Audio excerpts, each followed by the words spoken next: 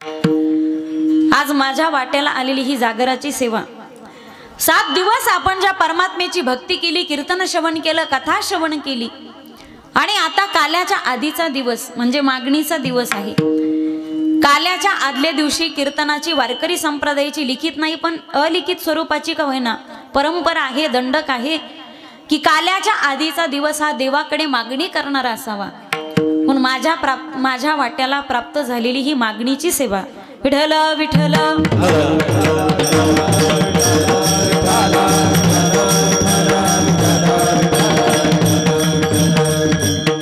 प्रस्तुत अभंगामध्ये श्री संत तुकोबाऱ्या मागणी करतात. मला सांगायला आवडेल मायबाप आपल्याला, भाग्यवान आहोत की तुमचा माझा जन्म भारत देशामध्ये झाला. या ठिकाणी मला याचं कौतुक वाटते काही बहुतांश सर्व तरुण मंडळी कीर्तनासाठी उपस्थित आहेत बरं का. नाही तर तरुण धरून आणले तरी कीर्तनात बसत नाहीत. पण आपले इथे बहुसंख्येने तरुण मंडळी उपस्थित आहेत. माझ्या दादांना तुमचं वारकरी संप्रदायात खूप खूप स्वागत आहे. आज खरी गरज तुमची परमार्थाला आहे. एकदा तरुण मंडळीसाठी जोरदार टाळी वाजवा. भाग्यवान आहोत की आपला जन्म भारत देशामध्ये झाला. भरतखंडी नरदेह प्राप्ती हे तो परम भाग्याची. माणसाने पुष्कळ पुण्य केलं की त्याचा जन्म भारतामध्ये होतो, आणि त्याच्याकडून पाप झालं की त्याचा जन्म अमेरिकेत होतो. भारतात जन्म घ्यायचा असेल तर पुण्याचा संचय लागतो. इतर राष्ट्रांमध्ये पुण्य असलं काय आणि नसलं काय त्याने काहीही फरक पडत नाही. याचा अर्थ इतर राष्ट्रांचा देशांचा पाप आणि पुण्यावरती अजिबात विश्वास नाहीये. भारताची भूमी अत्यंत पवित्र भूमी. आजपर्यंत देवाने जे काही अंशाधिक अवतार घेतलेत ते फक्त भारताच्या भूमीमध्ये घेतलेत. जगात अद्भुत मानलं गेले भारत आमचा देश. आजही माझ्या दादांनो, तुम्हाला सैन्य पाहायचं असेल तर चीनला जावं लागेल. चिवटपणा शिकायचं असेल तर जपानला जावं लागेल. साम्राज्यवाद शिकायचं असेल तर इंग्लंडला जावं लागेल. किती साम्राज्यवादी व्यापारी बनून आले आणि राज्यकर्ते बनले. आजही आपल्याला धूर्तपणा शिकायचं असेल तर अमेरिकेमध्ये जावं लागेल. सोन्याविषयी आवड असेल तर तुम्हाला आफ्रिकेमध्ये जावं लागेल. फॅशन मध्ये रस असेल तर तुम्हाला फ्रान्सला जावं लागेल.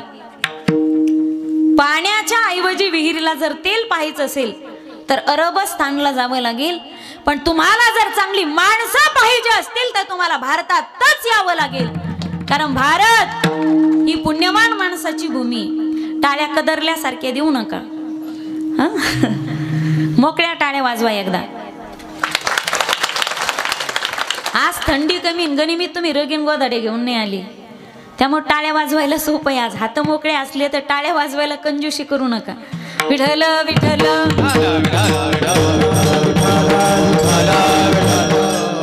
आजही जगाने आश्चर्याने तोंडात बोट घालावीत हा चमत्कार भारतीय माणसाचा आहे. इथे कोणीही योग करायला तयार नव्हतं. भारतातले एक साधू महाराज जगभर फिरले तर मुस्लिम सुद्धा ओम म्हणायला लागले. हा भारतीय माणसाचा चमत्कार आहे. एका साधूचा चमत्कार आहे हा. एका चांगल्या राष्ट्रपतीच्या मुखातलं वाक्य. ते असं म्हणतात की मी भारतातलं ताजमहल आश्चर्य मानतच नाही. भारतातलं ताजमहल मी आश्चर्य मानतच नाही तर मी संपूर्ण भारतालाच आश्चर्य मानतो. ज्याचा बाप आयुष्यभर मोगलांची गुलामगिरी करत होता, त्याचा 15 वर्षाचा पोरगा स्वराज्यातील सगळं मुलं एकत्रित करून स्वतःचं बोट कापून स्वतःच्या रक्ताचा अभिषेक जिथे रोहिडेश्वराच्या पिंडीवरती करतो, असा मुलगा ज्या भारतात जन्मास येतो ना, तो देश चमत्कारिक असला पाहिजे.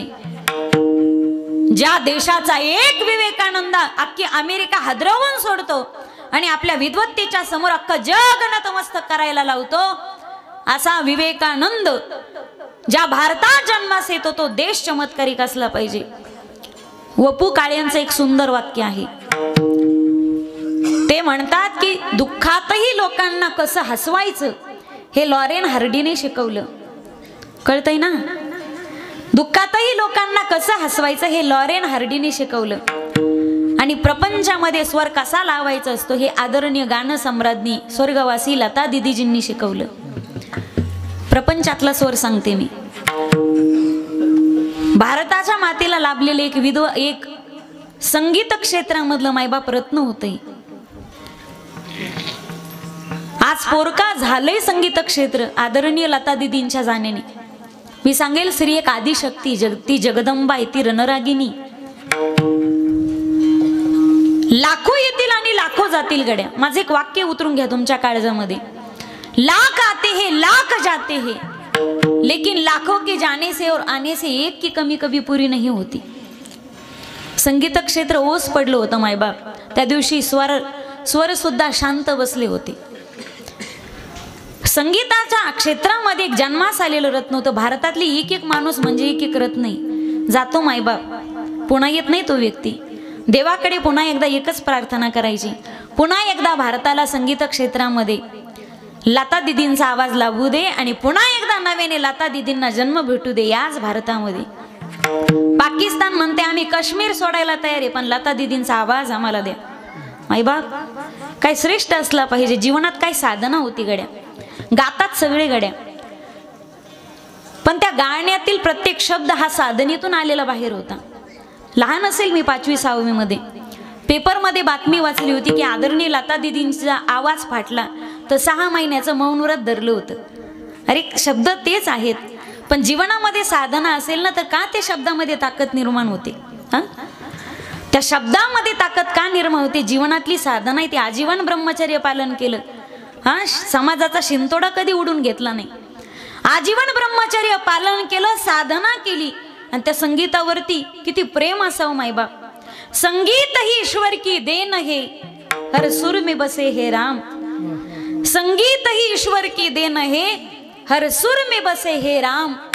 रागी जो राग गाए तो रोगी को भी मिले आराम. ही ताकद संगीताची. विठ्ठल विठ्ठल.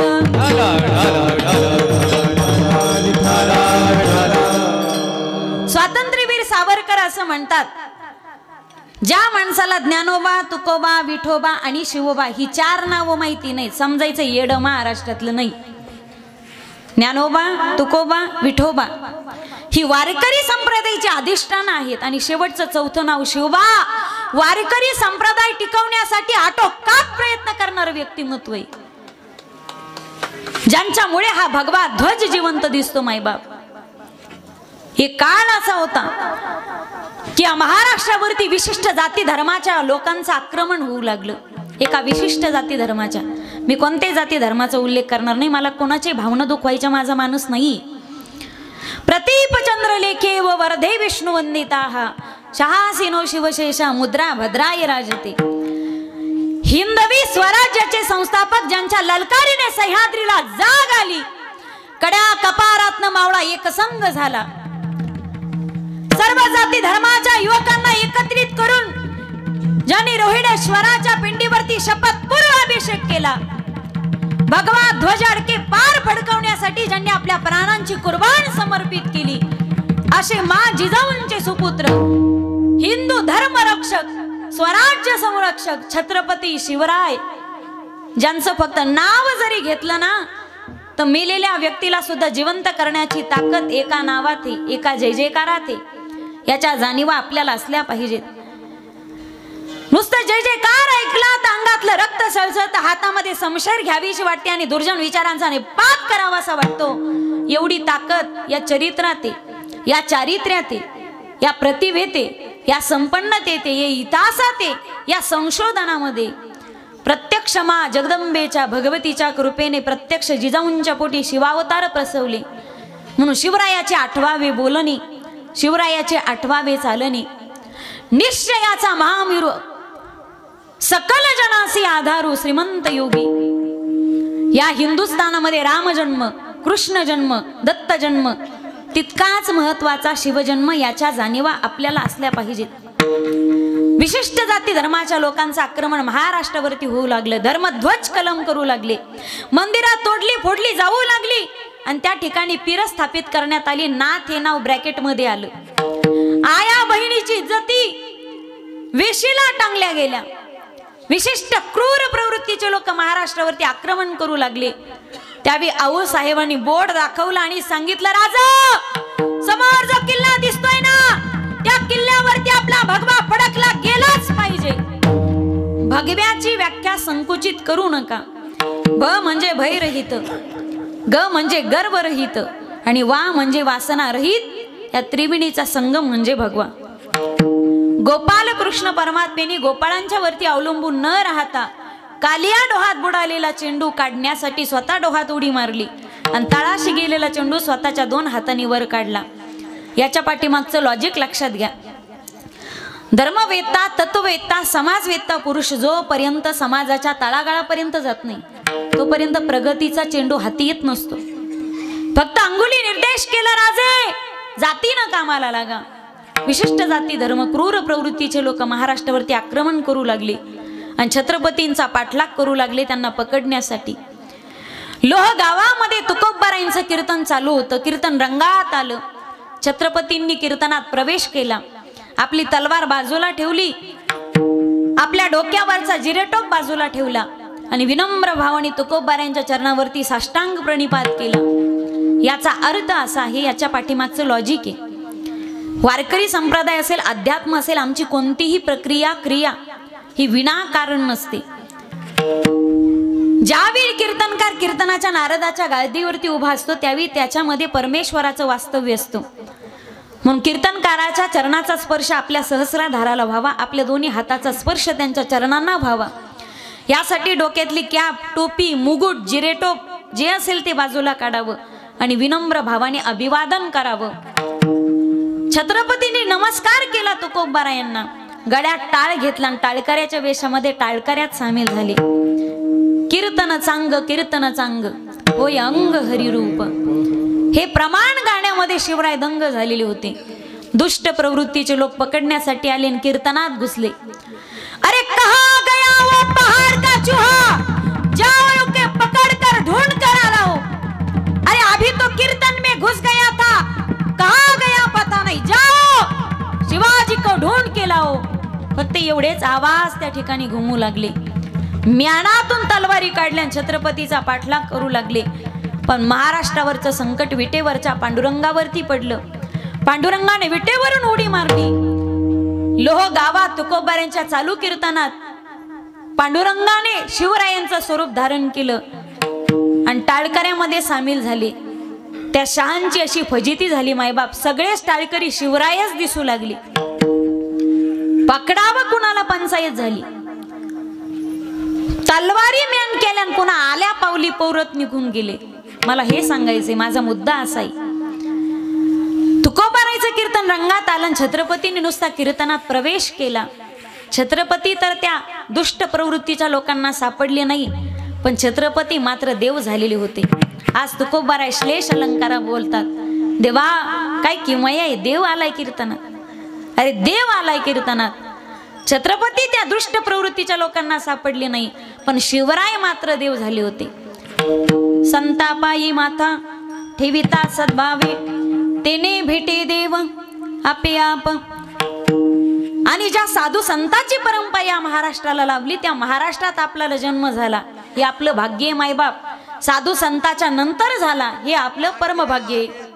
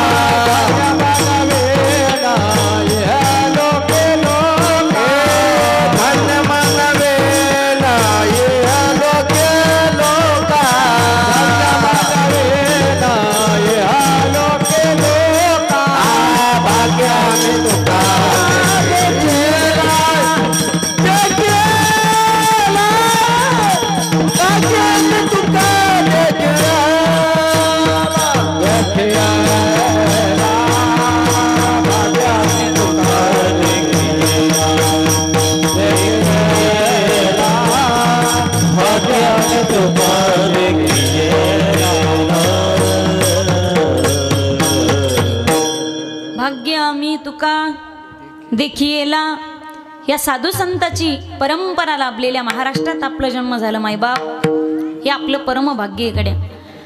आणि याच महाराष्ट्रामध्ये वारकरी संप्रदायाचं ज्यांना महामेरू मानलं जातं, वारकरी संप्रदायाचं ज्यांना कळस म्हटलं जातं, मी सांगेल जगाच्या पाठीवरती वारकरी संप्रदाय एवढं भव्य दिव्य मंदिर जगाच्या पाठीवरती शोधूनही सापडणार नाही. सांगू, तुम्ही फक्त जागेपणे ऐका गड्या. ज्याचा पाया आळंदीत आहे आणि ज्या मंदिराचा कळस होते, सांगा एवढं उंच आणि एवढं अंतर आणि रुंद असलेलं मंदिर जगाच्या पाठीवरती शोधूनही सापडेल का? तुम्ही म्हणताल ताई शुद्धीत बोलताय, मी पूर्ण शुद्धीवर असताना वाक्य बोलते. ज्या मंदिराचा पाया आळंदीत आहे आणि ज्या मंदिराचा कळस होते, एवढं उंच मंदिर जगाच्या पाठीवरही शोधून सापडणार नाही. आणि वारकरी संप्रदायाला लाभलेलं रत्न, वारकरी संप्रदायाचे महामेरू कळस जगद्गुरु तुकोबाराय प्रस्तुत अभंगामध्ये भगवान पांडुरंगाकडे मागणी करतात. अभंग मागणीपर प्रकरणातील आहे. कोणी म्हणेल की ताई तुकोबाराय आणि मागणी हे न जुळणारं समीकरण आहे. तुकोबाराय आणि मागणी एकत्र येऊ शकत नाही. तुकोबाराय आणि मागणी हे न जुळणारं समीकरण आहे. दोन साधर्म्यवान पदार्थांचं सामान्य अधिकरण होतं, दोन वैधर्म्यवान पदार्थांचं सामान्य अधिकरण होत नाही. दोन गोष्टी एकत्रित येण्यासाठी एक तर समानशीलेषु व्यसनेषु सख्यम, एक तर त्यांचं व्यसन तरी सारखं लागतं, नाही तर त्यांचा स्वभाव तरी सारखा लागतो. दोन सारख्या गोष्टींचं एकत्रीकरण होतं. तुकोबाराय आणि मागणी एकदम विरुद्ध गोष्टी. तुकोबाराय कधी मागणी करू शकत नाहीत. उदाहरण सांगू तुम्हाला. उदाहरणार्थ पाण्यामध्ये पाणी मिसळलं जाईल, दुधात दूध मिसळलं जाईल, रॉकेलमध्ये रॉकेल मिसळलं जाईल, पण पाण्यात रॉकेल आणि रॉकेलमध्ये पाणी मिसळलं जाईल का? उदाहरणार्थ भजण्यात भजनी आले तर भजन होईल आणि पेताडात पेताड आले तर पार्टी होईल, पण भजण्यात पेताड आणि पेताडात भजनी आल्यावर भजन होईल का? मग तो जागरण गोंधळ असेल. तुकोबाराय आणि मागणी हे न जुळणारं समीकरण आहे, तरी तुकोबाराय मागतात कसे? तुकोबाराय आणि मागणी करू शकत नाही. मी 4 मुद्दे समोर ठेवते. तुकोबाराय मागणी करू शकत नाही परंपरेला विरोधी. तुकोबाराय मागणी करू शकत नाही त्यांच्या स्वभावाला विरोधी. तुकोबाराय मागणी करू शकत नाही त्यांच्या ठिकाणी असणारी अवाप्त कामते, त्या अवाप्त कामतेला विरोधी. तुकोबाराय मागणी करू शकत नाही कारण गाथ्यामध्ये तुकोबारायांनी निष्काम भक्ताचा जो सिद्धांत मांडलाय त्या सिद्धांताला विरोधी. हे जर प्रकरण आपल्याला कळालं, या प्रक्रिया आपल्याला कळाल्या, तर गाथ्यातील मागणी प्रकरण आपल्याला थोडासा का होईना त्याबद्दल थोडासा परिचय करून घेता येईल की तुकोबाराय काय मागतात. तुकोबाराय मागणी करू शकत नाही कारण त्यांच्या परंपरेला विरोधी. काय मागणे आम्हानुचित,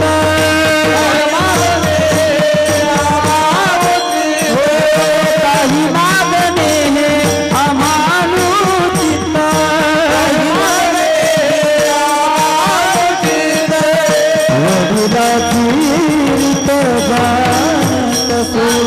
वडिलाची रीत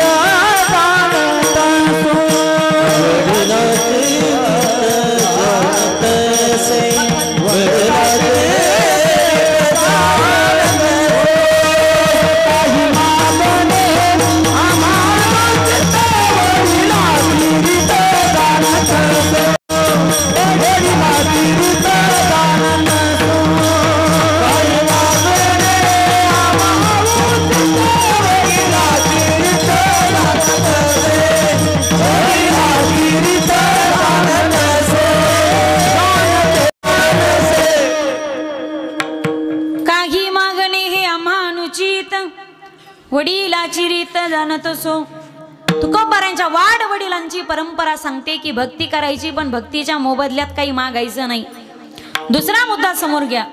तुकोबाराय मागणी करू शकत नाही कारण त्यांच्या स्वभावाला विरोधी.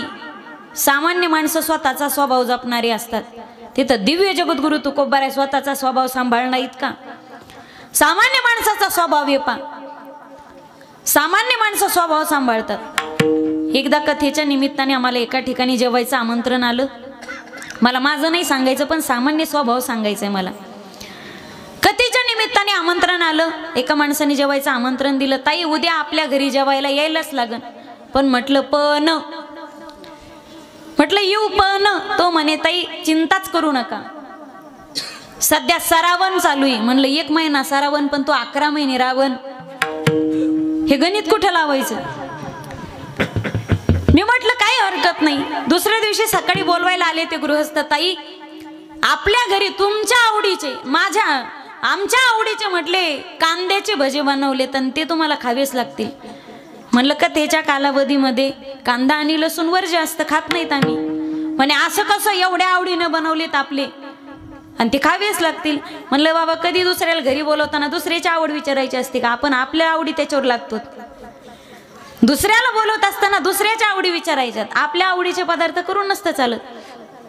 म्हणे कांद्याचे भजे आपल्यासाठी खावेच लागतील. म्हणलं का त्याच्या कालावधीमध्ये खात नाही? तो म्हणे खावेच लागतील. म्हणलं आज तुम्हाला वाटतं कांद्याची भजे खावीत आणि आम्हाला खाऊ घालतात, उद्या तुम्हाला वाटतं गांजेची भजे खावीत. तुम्ही खाताला लोकांनाही खाऊ घालतात, पण आमच्या स्वभावात ते बसणार नाही ना. सामान्य माणूस स्वतःचा स्वभाव सांभाळतो, सामान्य व्यक्ती. तिथं दिव्य जगद्गुरु तुकोबाराय स्वतःचा स्वभाव सांभाळणार नाहीत का? तुकोबाराय सांगतात, मागू तर नका, पण जो मागणी करत असेल त्याला उभा पेटून द्या. भिक्षा पात्र अवलंबने जळोजिने लाजीरवाने ऐशी यासी नारायणे न उपेक्षिजे सर्वथा. मागणी तर करू नका, पण जो मागत असेल ना त्याला मागूनच द्या. लात मारण काढून द्या त्याला. मी श्लेष अलंकारामध्ये बोलते, अगदी खाली येऊन मला विनोद करता येणार नाही. तुकोबाराय मागणी करू शकत नाहीत, कारण तुकोबारायांच्या ठिकाणी जी अवाप्त कामात आहे ना, काम नाही काम नाही झालं पाहिजे काम. झालं पाहिजे काम नाही झालं पाहिजे झालं पाहिजे झालं पाहिजे काम नाही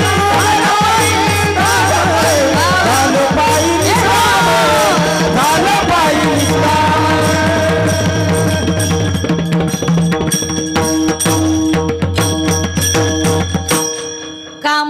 काम नाही झालो पाही रिकामा. तुकोबारायांच्या ठिकाणी जी अवाप्त कामात आहे, तुकोबाराय सांगतात आता जीवनामध्ये कमवायचं असं काहीच राहिलं नाही गड्या. काम नाही झालो पाही रिकामा. ज्यांची तृष्णा खुंटली त्याच्या जीवनातला काम संपतो. मायबाप, तुमच्या आमच्या जीवनातली तृष्णा संपत नाही. कोवा दरिद्रोही विशाल तृष्णा. पण तुकोबारायच्या ठिकाणी जी स्थिती प्राप्त झाली, तुकोबाराय मागणी करू शकत नाही, कारण अवाप्त कामात तुकोबारायांनी सांगितली. आणि चौथं कारण आहे, तुकोबाराय मागणी करू शकत नाही कारण तुकोबारायांनी गात्यामध्ये निष्काम भक्ताचा जो सिद्धांत मांडला, काही न मागे देवासी तूच, काही न मागे कोणासी तुझी आवडे देवासी. सारखी साड्याची मागणी करणारी बाई नवऱ्यालाही आवडत नाही, आणि सारखा अर्ज घेऊन येणारा भक्त देवालाही आवडत नाही. पत्नी मागणी करत असेल साड्याची तर कदाचित द्या तिला घेऊन. पत्नी आणखी साडी मागत असेल तर तरी तिला द्या घेऊन, पण ती म्हणत असेल साडी द्या आणि ती धुवून द्या. ऐकायचं नाही, मग निवार कान फटात मारायची. सारखा अर्ज घेऊन येणारा भक्त देवालाही आवडत नाही. तुकोबारायने तुकोबारायच्या गात्यातला जो सिद्धांत सांगितला निष्काम भक्ताचा, तुकोबाराय सांगतात आम्ही निष्काम भक्ती केली पांडुरंगाची. भक्ती तर देवाची करायची, पण तिच्या मोबदल्यात काहीही मागायचं नाही. निष्काम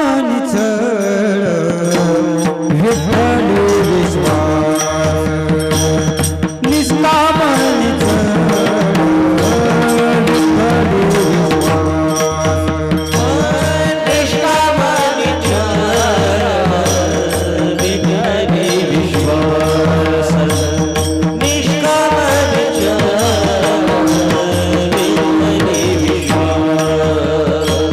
पाहून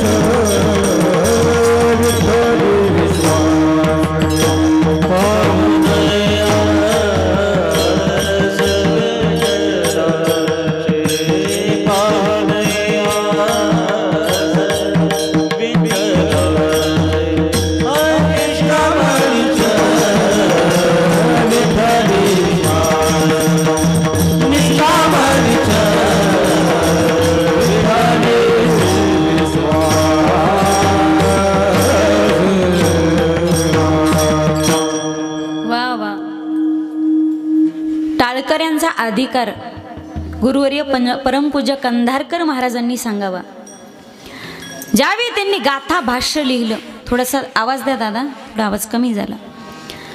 ज्यावेळी त्यांनी गाथा भाष्य लिहिलं आणि त्यावरती अर्पण पत्रिका लिहिली ना, त्या अर्पण पत्रिका लिहित असताना त्यामध्ये एक ओळ टाकली, ज्यांनी ज्यांनी आपल्या गोड गळ्याच्या माध्यमातून ही तुकोबारायांची अभंगवाणी महाराष्ट्रभर घुमवली त्या टाळकऱ्यांना हे भाष्य समर्पित. हा टाळकऱ्यांचा अधिकारी. म्हणून गायक हा दरबारी असतो, तो बाजारी नसतो. विठोल विठल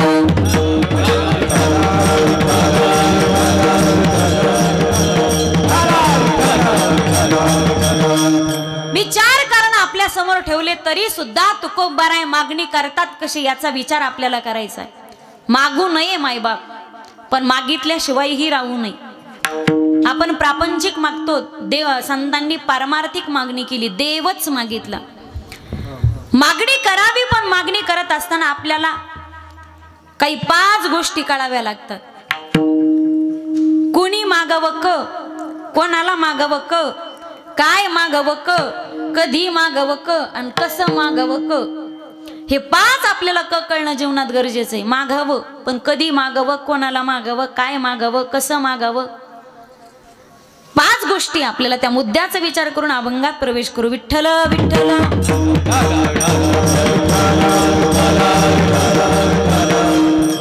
कोणी मागावं मायबाप, ज्याला गरज असेल गड्या अशा व्यक्तीने मागावं. खऱ्या अर्थाने गरजू व्यक्ती असेल.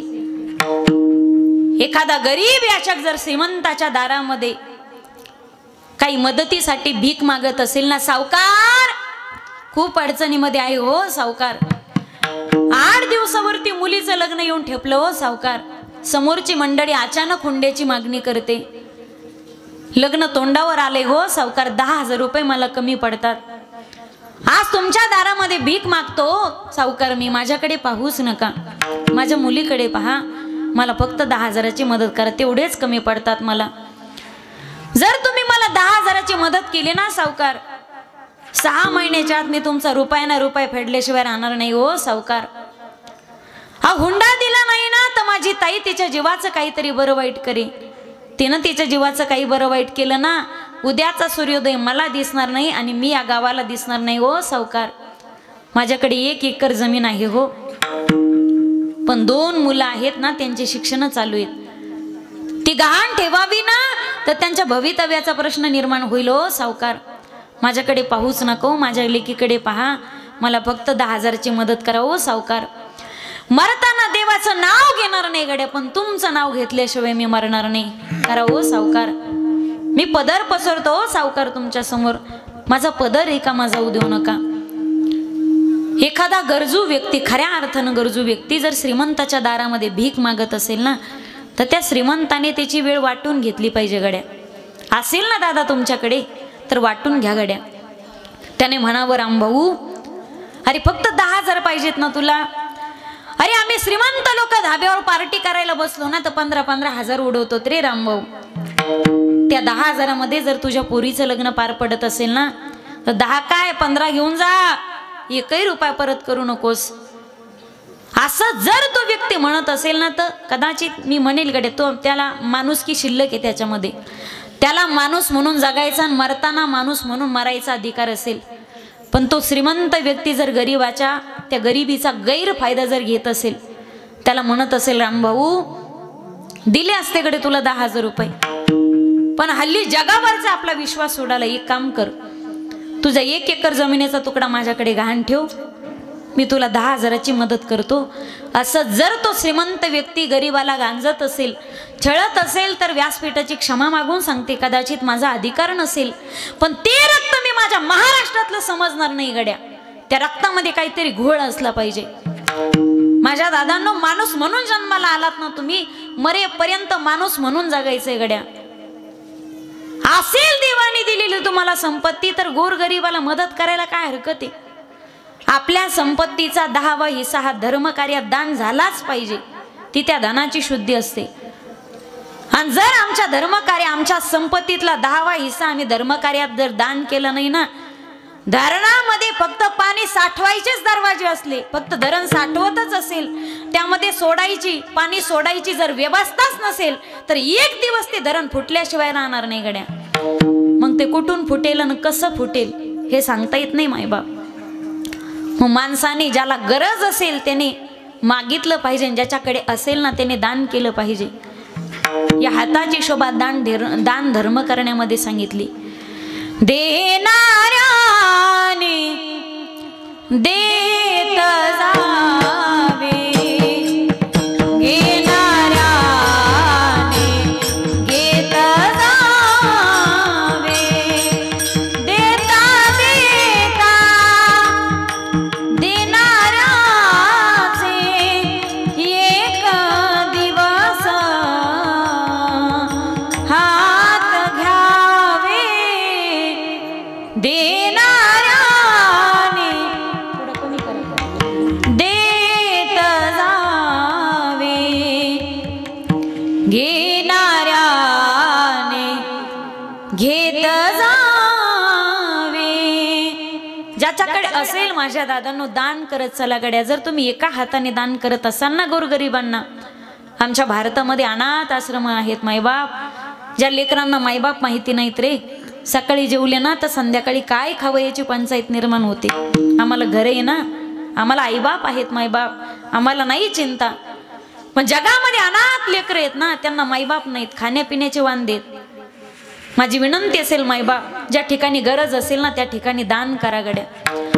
आमच्या भारतामध्ये अशा अनाथ गायी आहेत गोशाळेमध्ये, दूध देत नाही म्हणून मालक त्यांना सांभाळत नाही. त्या गायींना चारा वैरणीची गरज आहे मायबाप. तुम्हाला असं ठिकाण दिसलं की तुमच्या हाताने स्वतःच्या हाताने तुम्ही दान करत चला गड्या. ज्या ठिकाणी गरज असेल त्या ठिकाणी मदत झालीच पाहिजे. तुम्ही एका हाताने मदत केली ना तर तो 10 हाताने तुम्हाला दान देतो. तुम गरीबों की सुनो ओ तुम्हारी सुनेगा,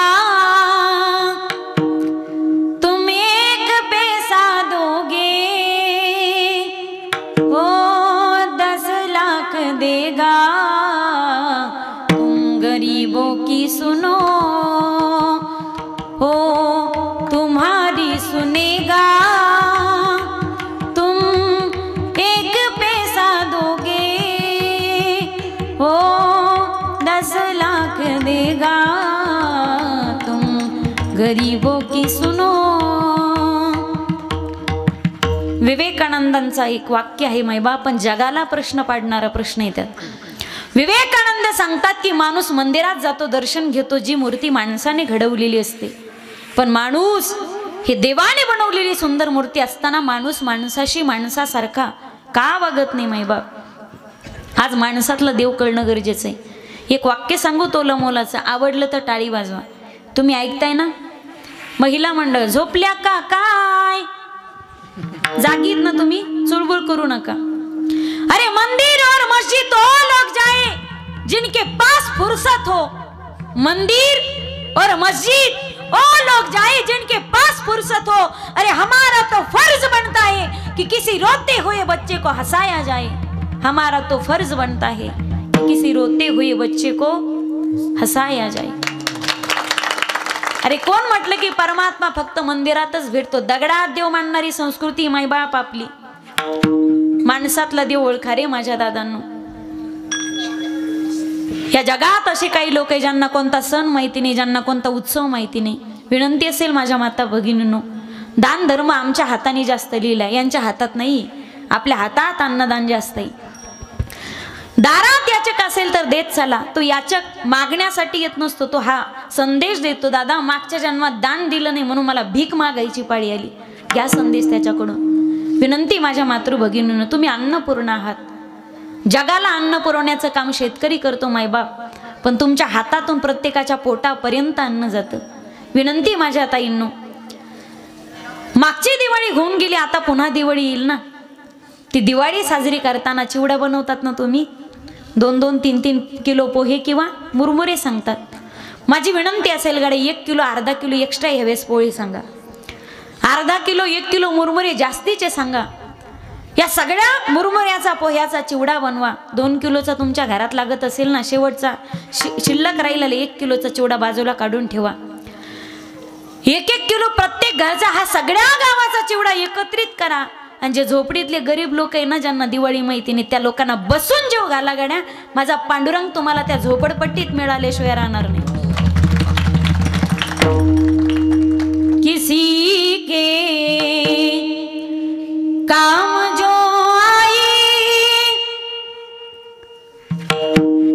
उसे इंसान कहते हैं, पराया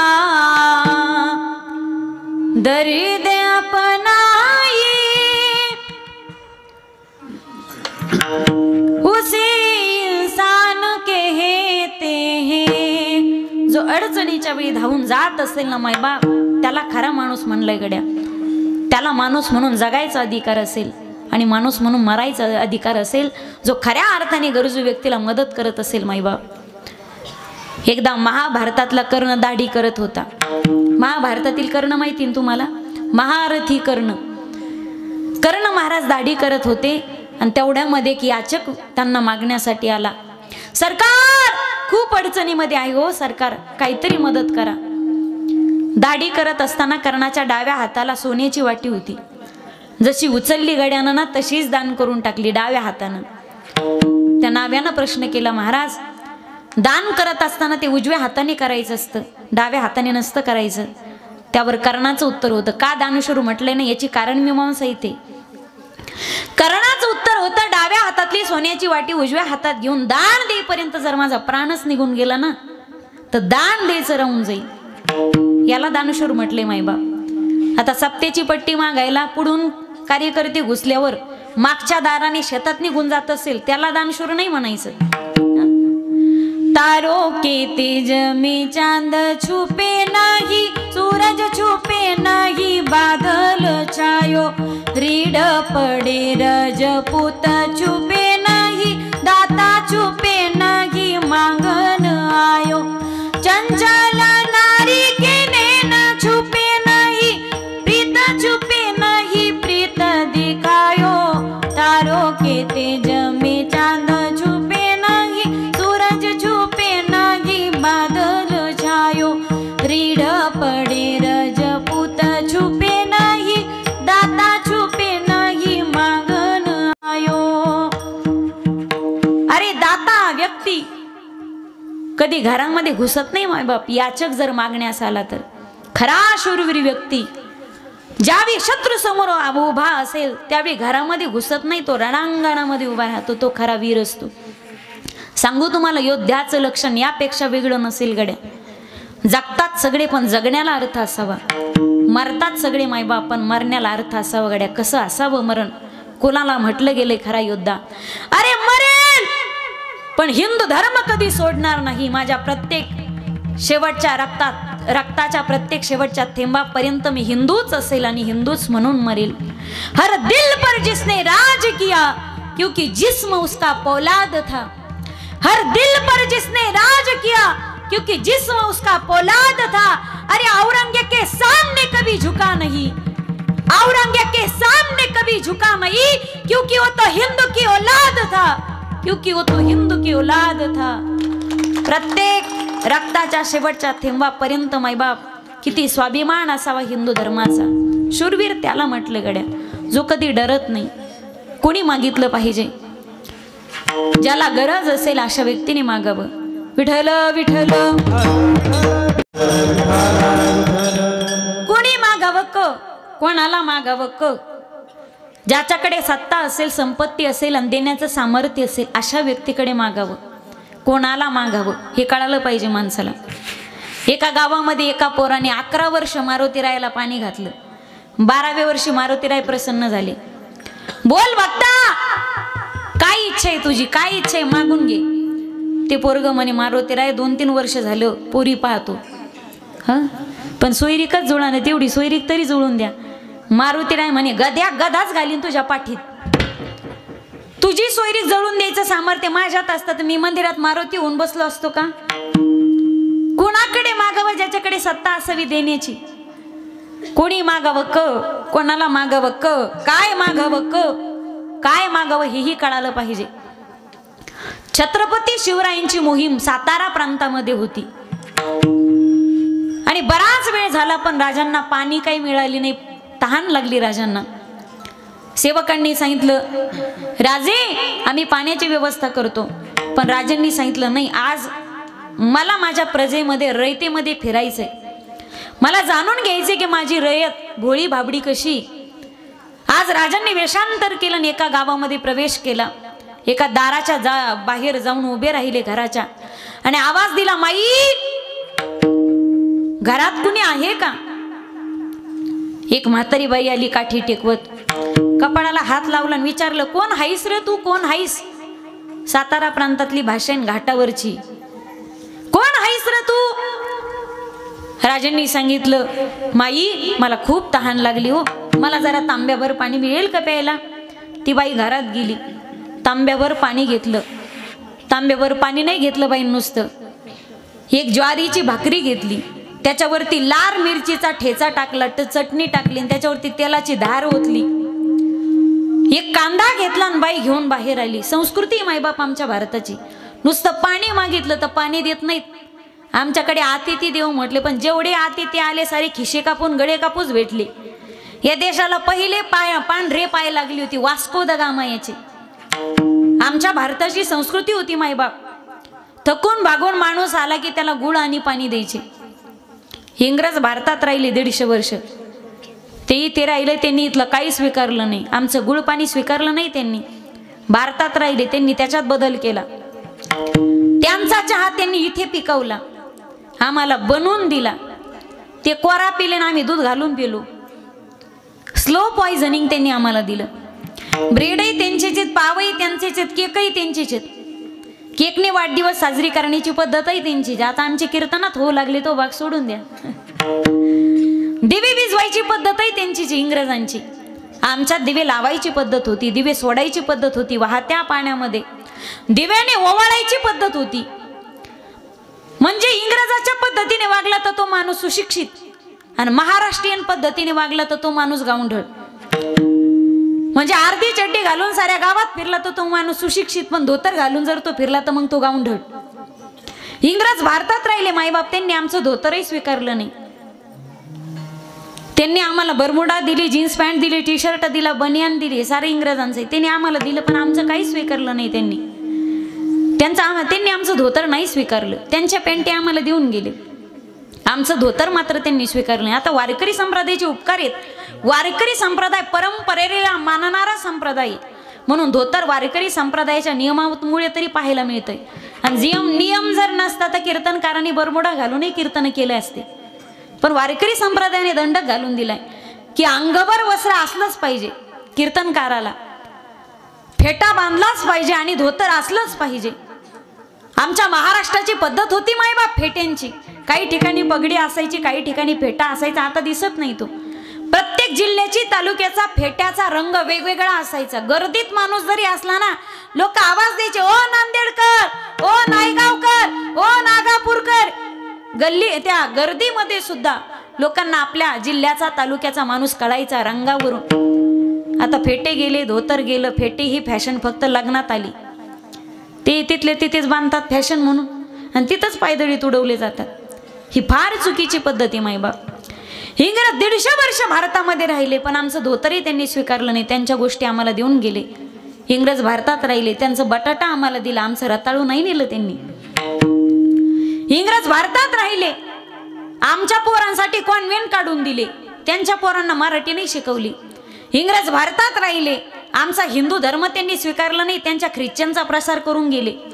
म्हणून भारतातले अनेक ब्राह्मण ख्रिश्चन धर्मीय झाले होते. न्यायमूर्ती रानडेंनी सुद्धा ख्रिश्चन धर्म स्वीकारला होता. इंग्रज भारतात राहिले, आमचा देवही त्यांनी स्वीकारला नाही, आमचा धर्मही त्यांनी स्वीकारला नाही. इंग्रज भारतात राहिले मायबाप, इथंच काहीच नेलं नाही त्यांनी. इथली संपत्ती मात्र बळकावली. भारतामध्ये न्यायसारखं दुसरं काहीच नाही. एक संपत्ती आणि दुसरी संस्कृती. संपत्ती इंग्रजांनी लुबाडून नेली, आता उरली ती फक्त संस्कृती. संस्कृती फक्त भारतातच पाहायला मिळते. भारताची संस्कृती नुसतं पाणी मागितलं तर पाणी नाही दिलं, बाईने भाकर घेतली, लाल मिरचीचा ठेचा घेतला, घेऊन बाई तांबर पाणी घेऊन बाहेर आली. राजांनी भाकर खाल्ली, भूक लागली होती ना, तांब्यावर पाणी घटाघटा पिले आणि त्या बाईला सांगितलं, बाई मी पाणी मागितलं तर तुम्ही मला भाकर दिली. शास्त्र सांगते की माणसाने कोणाच्या ऋणामध्ये राहायचं नाही. 10 रुपये जरी देणं असेल तर माणसाने द्यायचं आणि मग मरायचं. ऋण वैर हत्या हे तो न सोडे नाही दिता. माणसाने कोणाच्या ऋणात राहू नये. आई साहेब, तुमच्या घरामध्ये कोणी करता धरता पुरुष आहे का? बोलवा ना बाहेर. म्हातारीनं आवाज दिला, वैजी अहो बाहेर या की. म्हातारा काठी टेकवत बाहेर आला. तू कोण आहेस र? राजांनी सांगितलं, मी छत्रपती शहाजी राजेंचे सुपुत्र, आम्ही शिवाजी राजे आहोत. तू शिवबा आहेस वैर? तू शिवबा आहेस? हो बाबा, मी शिवबाच आहे. मी पाणी मागितलं तर तुमच्या बायकोने मला भाकर दिली, त्याचं ऋण माझ्यावरती झालंय. मी प्रसन्न आहे, बोला या ऋणाच्या बदल्यात मी तुम्हाला काय देऊ? तुम्ही मागाल ते मी तुम्हाला द्यायला तयार आहे. आता महाराष्ट्राचे छत्रपती प्रसन्न झालेत. या म्हाताऱ्यानं काय मागायला पाहिजे होतं, पण काय मागावं याची अक्कल माणसाला लागती. हा म्हातारा म्हणे, राजे साहेब सकाळपासून तंबाखू खाईन म्हणत होतो, पण चुनाच नाही, तेवढा वाईट चुनाच आणून द्या मला. छत्रपतीची प्रसन्नता चुन्यावारी घालवली. राजांनी कोणी गैरसमज करू नये म्हणून त्याला ते गाव जहागीर म्हणून दिलं, पण कोणी गैरसमज करू नये म्हणून त्या गावाचं नाव ठेवलं चुनीवाडी. सातारा प्रांतामध्ये जाऊन पहा तुम्ही, सातारा जिल्ह्यामध्ये चुनीवाडी नावाचं गाव आहे. महाराष्ट्राचे छत्रपती प्रसन्न झाले, पण प्रसन्नता चुन्यावारी घालवली. कुणी मागावं क, कोणाला मागावं क, आणि तिसरा मुद्दा काय मागावं हे कळालं पाहिजे. विठ्ठल विठ्ठल.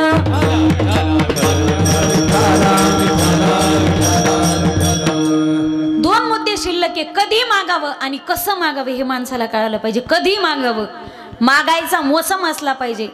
माऊली ज्ञानोबारायांनी पसायदान लिहिलं, पण शेवटी मागणी केली. मागायचा मोसम असला पाहिजे. मायबाप कधी मागावं. एकदा एक माणूस शेजारचा त्याच्या बायकोला मोगरीने मारित होता. धोपटणं कळतं तुम्हाला? धोपटणं मोगरी कळते का? ती धान्य धोपटायची असते, ती इकडे आहे का नाही मला माहिती नाही. हा मुसळ, धोपटणं मुसळ. एक माणूस त्याच्या पत्नीला त्या मुसळाने मारत होता. नाही, मुसळ खलबत्त्यातलं असतं ना, लाकडी असतं ते, त्यालाही मुसळच म्हणतात का? तो माणूस त्याच्या पत्नीला मुसळाने मारित होता. आता आलं ना लक्षात? आणि शेजारच्याला ते पाहिजे होतं अर्जंट. मला सांगा, मागायचा मोसम आहे का? रामभाऊ आपल्याला पाहिजे मुसळ. तो म्हणे कर पाठ मग. अरे बाबा, मागायचा मोसम आहे का? मागायचा मोसम असला पाहिजे, ते वातावरण असलं पाहिजे. सप्ताहवाले पण पट्टी मागायला ज्यावेळी गावामध्ये घुसतात ना, फिरतात ना, डायरेक्ट वर्गणी मागत नाहीत ते. रामभाऊ काय बंगला आहे तुमचा? रामभाऊ काय सोपा आहे तुमचा? रामभाऊ काय स्वभाव आहे तुमचा? रामभाऊ गावात नाही जोड, अशी इस्टेट आहे तुमच्याकडे. तो म्हणतो काल्याची पंगत आपली टाकून टाका. काल्याची पंगत आपली टाकून द्या. कधी मागावं हे माणसाला कळालं पाहिजे. पाचवा मुद्दा, कसं मागावं, कसं मागावं कळालं पाहिजे. ज्याच्याकडे मागायचं आहे त्याची आधी स्तुती केली पाहिजे. जगद्गुरु तुकोबाराय परमात्म्याकडे मागत असताना पहिल्या चरणामध्ये मागणी करत नाही. लक्ष्मी वल्लभा लक्ष्मी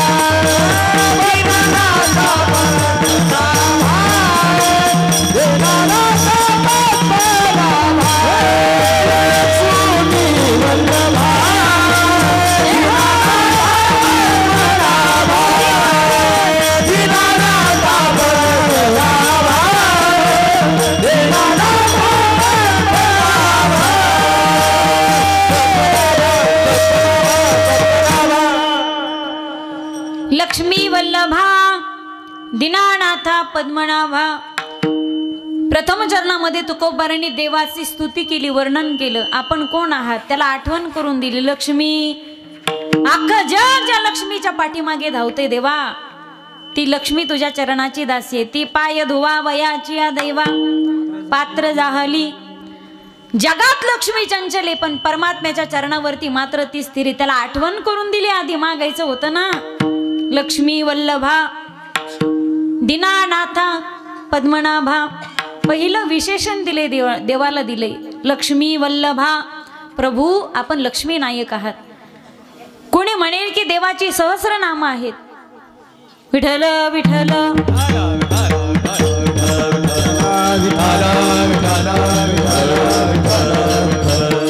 देवाची सहस्र नामं असताना त्याचं एक नाही नाव सापडलं तुकोबारायला. आज लक्ष्मी मातेचंच नाव का घे बस वाटलं.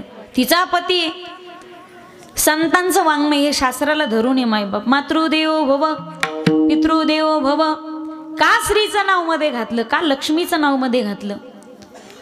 मी सांगितलं आपल्याला की श्री जगदंबाई ती आदिशक्ती. जसे भगवंताचे अवतार झाले तसे त्या आदिशक्तीचे सुद्धा अनंत अवतार झाले. अवतारामध्ये भिन्नता आहे पण दर्जा अजिबात कमी नाही. ती जयंती, ती मंगलाई, ती दुर्गाई, ती गौरी, ती शची, ती मेधाई, ती अहिल्याई, ती द्रौपदी, ती सीताई, ती ताराई, ती मंदोदरी. अटलजींच्या भाषेत जर सांगायचं ठरलं तर शंकराचार्यांच्या समोर भाष्य करत असताना संस्कृतची व्याख्या बनून भाष्य करणाऱ्या आणि बोलणाऱ्या सुषमाजी स्वराज या आमच्या भारताच्या आदिशक्तीच आहेत. भारताच्या पहिल्या पंतप्रधान रणरागिणी इंदिराजी गांधी या आमच्या भारताच्या आदिशक्तीच आहेत. अवतारात भिन्नता आहे पण दर्जा अजिबात कमी नाही. ती आदिशक्ती कधी पीटी उषा बनली, कधी सायना नेहवाल झाली, कधी सुनीता विल्यम्स झाली, कधी कल्पना चावला झाली. भारताच्या गाणं सम्राज्ञी, गाणं कोकिळा आदरणीय लता दीदीजी मंगेशकर या महाराष्ट्राच्या आदिशक्तीच आहेत. म्हणून तर वयाच्या त्यांच्या 90व्या वर्षी परराष्ट्रीय दौऱ्यावर असताना भारताचे पंतप्रधान त्यांना अभिष्ट चिंतन सोहळ्यानिमित्त शुभेच्छा देतात, संपर्क करतात. याचा अर्थ श्री एक महान शक्ती मायबाप. शिवनेरीच्या पठारावरती जुन्नर मावळ प्रांतामध्ये दांडपट्टा कसा फिरवावा हे शिकवणाऱ्या, दुर्जन विचारांचा निपात करणाऱ्या, हातामध्ये शमशेर घेणाऱ्या, घोड्यावरती स्वार होणाऱ्या, छत्रपती शिवरायांसारखं रत्न महाराष्ट्राला बहाल करणाऱ्या आऊसाहेब जिजाऊ या महाराष्ट्राच्या आदिशक्तीच आहेत. उत्पात झाला, मंदिराचा विध्वंस झाला, शिवालय देवालय संपुष्टात यायला लागली. अशा वेळी हातात शिवपिंड घेऊन मंदिराची पुनरुभारणी करणाऱ्या, जगाला पुण्यता बहाल करणाऱ्या पुण्यश्लोक अहिल्या देवीजी होळकर या महाराष्ट्राच्या आदिशक्तीच आहेत. अनेक संकट जीवनामध्ये आले पण प्रत्येक संकटामध्ये खांद्याला खांदा देऊन उभा राहणाऱ्या, तुकोबारायचा प्रपंच आणि परमार्थ संपादन करणाऱ्या तुकोबारायांच्या जिजाऊ आवली या महाराष्ट्राच्या आदिशक्तीच आहेत. 17व्या शतकामध्ये महाराष्ट्रावरती 2 जिजाऊचे उपकार आहेत. एका जिजाऊने आपला पुत्र महाराष्ट्राचा प्रपंच सुखी करण्यासाठी वाहिला आणि एका जिजाऊने आपल्या कपाळाचं कुंकू उभ्या महाराष्ट्राचा परमार्थ सुखी करण्यासाठी वाहिला. योग प्रक्रियेमध्ये अष्टांग प्रकरणामध्ये कदाचित योग्याला समाधी लावणं ही गोष्ट अत्यंत सोपी असेल पण त्या समाधीचं उत्थान करणं ही गोष्ट अत्यंत कठीण आहे. ताटीचं दार बंद करून घेऊन रुसलेल्या माऊलींना ताटी उघडा ज्ञानेश्वरा असं म्हणणारी जगाच्या पाठीवरची एकमेव शक्ती, त्या आदिशक्तीचं नाव आहे आदिशक्ती मुक्ताबाई दासी जनी लगे पाई इंद्रायनिका जल भी बोले श्री मुक्ताई माऊली.